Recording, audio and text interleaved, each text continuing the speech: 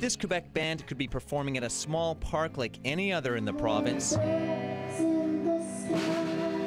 But this performance isn't in La Belle Province. It's in Burlington, Vermont. The show is part of Quebec Day south of the border.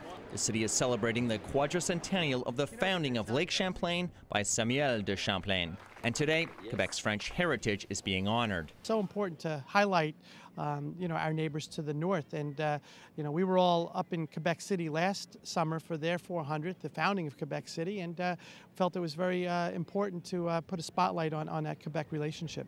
To mark the occasion, politicians from both sides of the border unveiled a plaque recognizing the ties between the state and the province. We are very close to Vermont, and I think we have also, we share with Vermonters the same values, and I think it's another expression of the fact that we are very proud to have such good neighbors. And a new stainless steel statue was showcased on the Burlington waterfront. It's a gift from Quebec that is supposed to illustrate the intertwined relationship between peoples on both sides of the border. It's not what I expected, but I like it. I think it's 21st century, and it has a good theme. Now, the celebrations aren't cheap. The Quebec government is spending $100,000 to help defray the costs, including the expenses to pay for groups like Les Charbonniers de l'Enfer. It's a good idea to make a little window about Quebec culture here in Burlington. It's so near from our home. The Quebec acts are wide-ranging,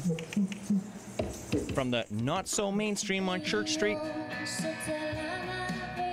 to the free shows at City Hall Park.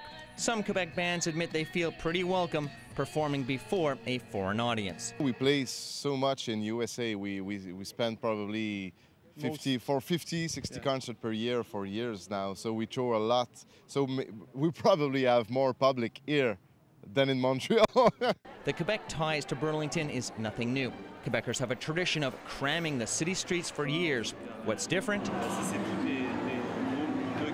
The city is going the extra mile to provide services to Quebecers in their own language. People there also French Canadian who lives in Vermont now that come also French Canadian from Quebec. Quebec Day down here could extend all year long. After all, the number of Canadians visiting Vermont has been increasing ever since 2003, and tourism officials expect that trend to continue well into the future.